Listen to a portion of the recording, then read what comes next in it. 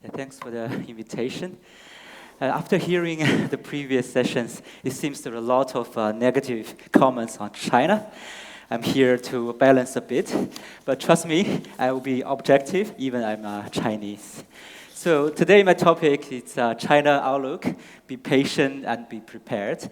So on the one hand, investors need to be patient for the current challenge China is facing. On the other hand, investors should also be prepared for the structural growth opportunities for China in the middle term. Thus, my presentation will divide into two parts. In the first session, we will talk about what is going on for China and what kind of challenge they're facing for now. And in the second session, we'll try to understand more about China in details and try to find any opportunities for China in the future. So first, China macro. We believe China has to continue its deleveraging. If you look at the chart on the left-hand side, although the first quarter, the GDP beat the market consensus, but if we take, let's say, a forward-looking view and decompose the China's growth drivers, we should not rely heavily on the net exports or the investment, which means the consumption is still key to China's more sustained growth. And this is particularly true given that the local government funding vehicles, the LGFV, are still facing the debt problem, and also the property downturn is still deepening. And more specific to the China's housing sector, as you can see here, the property is still a drag in the China's economy. And since the so-called the three red lines was marked, except for a very short-lived Q1 rebound last year, both the property sales and the property investment are still on a downward trend. And this kind of downturn also has a contingent risk into these LGFE, the local government sectors, which used to rely heavily on the land sales. But on a positive note, the central government did take a lot of steps to rescue this. For example, they can ask, I think this, this is still the slide. They can ask they can swap the central government debt with this local government debt to reduce their leverage. They can also conduct some coordinated fiscal and monetary measures to make sure to reduce their existing interest costs.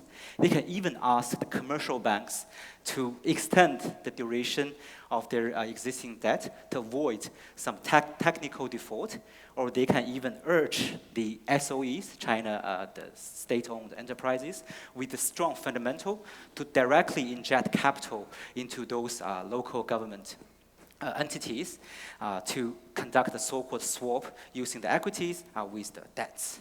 So on a positive note, or if we read this from a positive perspective, these kind of measures can avoid any immediate credit risks. But on the other hand, it also means the local government entities, they are lacking the capability to further support growth this year. So that's why on the back of muted growth and inflation outlook, there should be more monetary easing needed in China. This is definitely beyond the policy rate cut or the triple R rate cut. For example, the more LPR cut is definitely needed to reduce the burden of the home buyers. And also, the deposit rate in the commercial bank also need to be lower to lower the burden of the commercial banks. And again, if the Fed finally turns, which is not very unlikely in the near term, but in the middle term, then the PBOC may have more room to conduct a more aggressive easing. And in the meantime, the strong fiscal stimulus is also highly expected by the market participants. But after the NPC Congress in March, the Chinese government seems they still stick to this so-called 3% deficit target, which used to disappoint a lot of investors at the beginning of this year. But we have to notify that behind of this target, China is still trying to boost growth, but China doesn't want the high inflation or high deficit like what they did before. Rather, they would rather need a more sustained growth trajectory. And also, even the deficit target is still 3%. At least there is an announcement of the long-term treasury bond issuance to support the growth. And even after the NPC Congress, they still have some flexibility to further expand their fiscal spending, like what they did before. And investors and also some of the speakers are talking about the China Plus strategies. I think it makes some sense even without considering the geopolitical concerns. This is because as China is upgrading its industrial supply chain, it makes sense for some emerging Asian countries to step in, to take advantage of this, and also leveraging their cheap labor cost and also their young and large population. But if you look at the chart in the middle, in fact, the China's global export share has still remained elevated despite its declining share in the US market. I think this is partially because the so-called Belt and Road initiatives, and also partially due to the re-export initiative by China. For example, China can export their goods to some ASEAN countries, and those ASEAN countries can re-export those goods into the Western economies. That's why the China export share is not that bad as expected. And consumption would rather give us a mixed picture. And if you look at the so-called service-related consumption or the revenge spending, actually it's quite good. If you look at the restaurants or the cinema tickets and even the domestic tourism, the spending pattern is quite okay, and as reflected in every Golden Week spending after the reopening. But of course, the big ticket related consumption, like the housing, like the cars, or even the home appliances, they're still under pressure. That's why China needs to do more to support such growth. If we aggregate the current factors in all, we're still cautious on the renminbi outlook. This is because of this limited local government support, together with the relatively moderate growth outlook. The implication here is that even the Fed may start to cut sometime, maybe later this year or even next year. It doesn't mean that China's renminbi will automatically rebound very sharply, because it's more subject to the China's domestic fundamentals. But on the other hand, there are some recent stabilizing force. For example, the most recent PMI figures still show some robustness in the industrial sectors in China. And Chinese policymakers also intend to strengthen their CNY fixing versus the US dollar if they see some weakening trend of the renminbi versus US dollar, like we saw in late March and early April. I think the reason is that simply let renminbi to depreciate will not help China exports that much, given the already high export share for China in the world. But the renminbi depreciation may trigger the further capital outflow and the instability of the financial market. That's why the Chinese policymaker make it very clear the renminbi stability is still one of their key priorities this year. So that's why in the near term, we still anticipate the dollar CNY remain in a relatively stable range, unless there is a big turn from the policy direction, either from the Fed or from China. So in the second part, we'll try to understand more about China and be prepared for some rare opportunities we saw. So first of all, we need to understand the big challenges that China is facing. The first one is definitely the economic structural transformation. Although China has been trying a lot to improve their consumption, as compared to its major peers in the world, the consumption share into the total GDP, they are still relatively low and also disrupted by the 3 years of COVID period from 2020 to 2022. And comparatively, the investment share are still very high in China. So that's why on a forward-looking basis, as shown on the right-hand side, to achieve a more sustainable growth, China should still need to rely on more on the consumption growth, particularly for those big-ticket item-related consumption growth, to achieve their so-called 5% growth target, or even the more ambitious target in the future. And the second challenge in China is the lack of confidence. Here, I would say the high saving rate is actually a double-edged sword in China. On the one hand, if the investors or consumers, they are reluctant to spend or invest, it can show, okay, their confidence are very low. But on the other hand, given the high saving rate, it also means that they still have their money in their pockets. So, which means we still have some hopes. And currently, the high saving rate is actually creating a paradox of thrift, which means the more saving doesn't necessarily translate to more wealth or better life. And in order to solve this, the government needs to step in. And that's why we see the government has already conducted some trade-in program. But of course, to ensure a more even stronger consumption rebound, we need a more powerful policy implementation. For example, they may even allow the deposit rate to be even lower, given this low inflation, to force them to go back to the financial markets or even the consumption markets. And the third challenge, as I mentioned in the first section, is about the property sector. Because if you solely talk about the central government leverage as compared to the major peers, the China's central government leverage is quite okay, just 40-50% of the China's total GDP. But if you combine the central government leverage and the local government leverage, the total leverage is quite high. That's why now property is not a problem for the sector itself, but also related to government debt and also related to upstream suppliers and downstream consumption.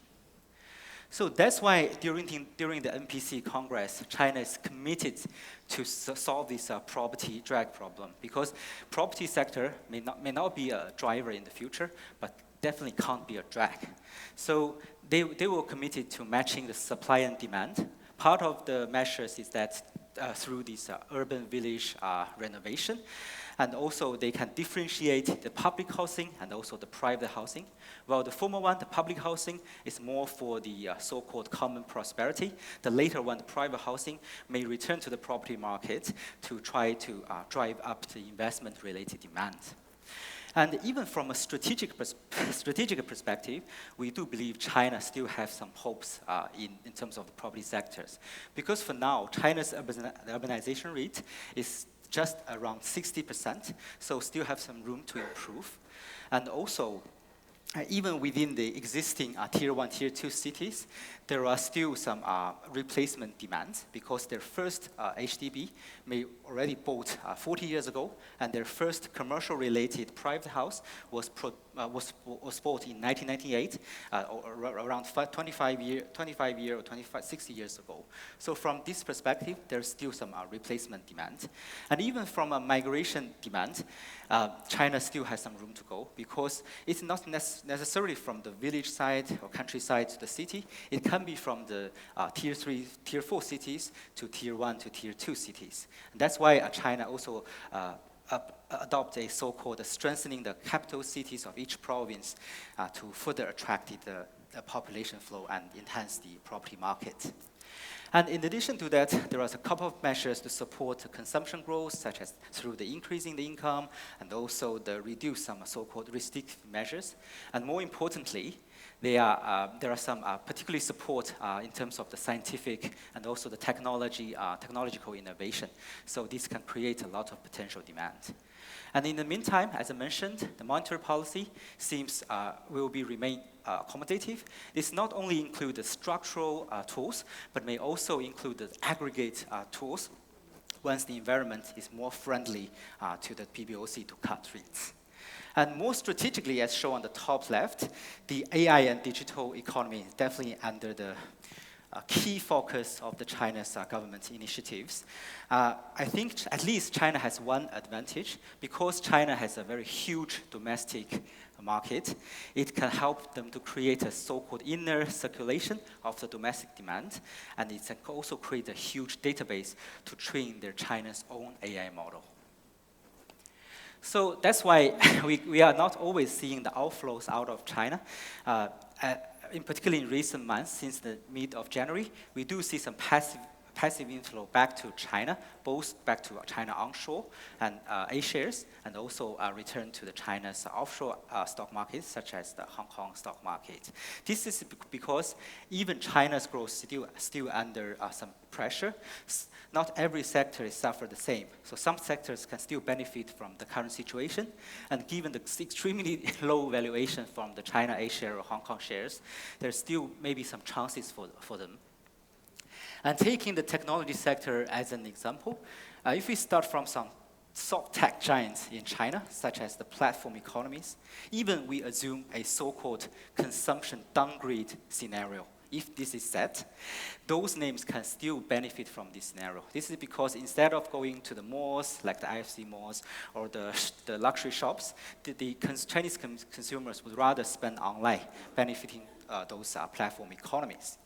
And as for the hard tech, of course, everyone talk about the sanction risk. We also agree and acknowledge that sanction risk, but we have to notify that those Chinese high-tech names, including those cheap producers, they could benefit from the so-called domestic substitution policies initiated by China, which means China can adopt a top-down approach, ask the public sectors to direct purchase their goods and services, and even encourage the private sectors to provide a similar support. Of course, this kind of substitution, it starts from the middle and to low-end technology to gradually shift towards the high-end technology. But this kind of support did buy some time for those firms to concentrate their resources in the R&D to trigger the technology breakthrough, if any. And high dividend strategy is a very interesting strategy. This is because even China's equity market is still under pressure since the 2-3 years ago. But if you look at the performance of the China's high dividend stocks, they even gained in US dollar terms. And these gains actually extend to the year to date, translating to a high single-digit return. The reason is that for those high dividend stocks, they are typically linked to the sectors key to the national security, and also take the energy firms as an example. They are typically cash rich, and thanks to the reduced capex, and also the scarcity of the resources. So for those firms, even China's growth may be slower than the average growth speed over the past 40 years ago, they may still achieve a relatively stable growth with a dividend of around 5 to 6%. The other part is the EV, one of the highlights last year.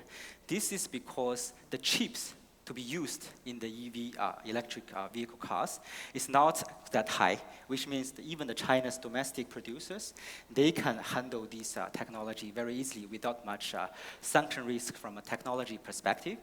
And secondly, the acceptance of the Chinese domestic EV is very high because now the war is no longer about the engine. It's about the EV battery. And China also has a leading position in terms of the EV battery supply.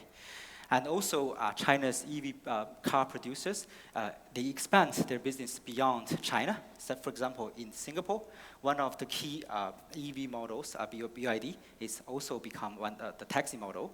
And in Malaysia and also in Thailand, there are more and more local consumers, they start to embrace for the Chinese domestic EV brands. And even in Japan, actually, there's advertisements made recently by a Japanese star, can't remember the name. So that's highlight their penetration power. And lastly, although we still read some negative headlines from the China maybe every day, but I have to say, because sometimes I go back to China, China does face some pressures, but not as bad as Western the media's reported. So even look at the property sectors, from a month-over-month perspective, there are still some green shoots, improvements in terms of the property sales for certain cities, and more larger cities, they start to relax their purchase restrictions. And as mentioned from time to time, the PBOC is well prepared for the further aggressive easing, but of course, the precondition is that the turning points of the Fed pivot. And at the end, I have to say, there are still concerns about the geopolitical uncertainties between China and the US, particularly ahead of the US elections. But based on the most recent weeks, let's say the 2-hour phone call between the U.S. President Biden and China's Chairman Xi, and also the Yellen's visit to China, of course there are some disagreements, but at least as long as there are some regular dialogues between the leaders of the world's 2 largest economy, this definitely benefit to us. It will benefit U.S., it will benefit China, and of course benefit Korea. So that's all for my sharing today. Thanks.